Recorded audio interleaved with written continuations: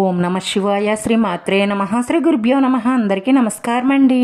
ప్రతిరోజు రాశి ఫలితాలు తెలుసుకోవడానికి ఇంకా మన ఛానల్ సబ్స్క్రైబ్ చేసుకోకపోతే ప్లీజ్ సబ్స్క్రైబ్ చేసుకోండి, లైక్ చేసి ఈ పూర్తి సపోర్టు మన శివోహం ఛానల్ కి ఇవ్వండి. ఈ వారం రాశి ఫలితాలలో గోచార్య రీత్యా మేష రాశి వారు ఎటువంటి శుభాశుభ ఫలితాలను పొందుతారో తెలుసుకోవడానికి మన వీడియోని ఎక్కడా మిస్ అవ్వకుండా చివరి వరకు చూడండి.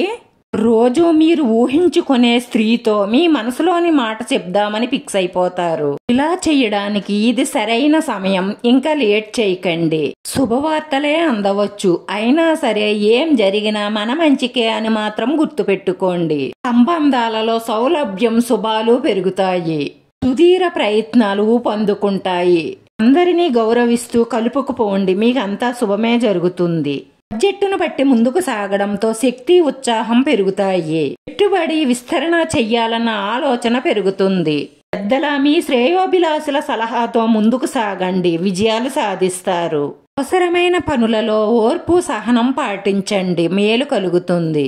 కొత్త న్యాయపరమైన పథకాల వల్ల లబ్ధి చేకూరుతుంది. కొత్తగా పరిచయం అయిన వారిని గుడ్డిగా నమ్మకండి. అవకాశం తెచ్చుకోవడం మీ గొప్పతనం కాదు, దాన్ని సద్వినియోగపరుచుకోవడంలోనే మీ గొప్పతనం ఉంటుంది.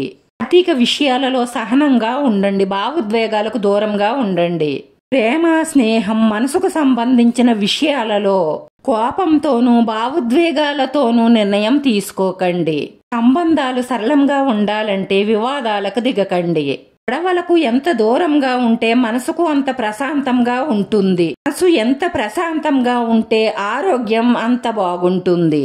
ఈ వారంలో మీ తోబుట్టువులతో అప్పు లావాదేవీలు జరుగుతాయి. ప్రేమైన వారు మీ అలవాట్లతో వారు పడుతున్న ఇబ్బందులను తెలియజేస్తారు. తద్వారా దాని గురించి మీరు కోపపడకుండా వారిని అర్థం చేసుకోవడానికి ప్రయత్నించండి. లేదంటే అనవసరమైన వివాదాలతో మీ సంబంధంలో చీలిక ఏర్పడుతుంది.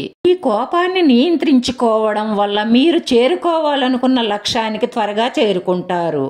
మీ శత్రువుల నుంచి జాగ్రత్తగా ఉండండి. మిమ్మల్ని చికాకు పెట్టే విషయాలను గుర్తు చెయ్యడం జరుగుతుంది. మీలో కోపం పెంచే ప్రయత్నం వాళ్ళు చేస్తారు. మీరు మాత్రం మీపై నిగ్రహాన్ని ఉంచండి. వారికి ప్రభావితం కాకండి.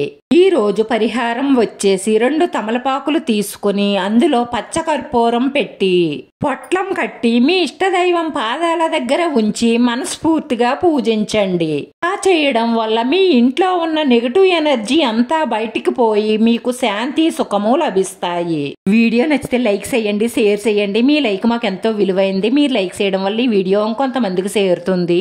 రాశివారి అదృష్ట సంఖ్య 9. ఈ రాశి వారికి కలిసొచ్చే రంగు ఆరెంజ్ కలర్. నా శివోహం ఛానల్ని ఆదరించండి. అందరికీ ధన్యవాదాలండి. ఓం నమ శివాయ.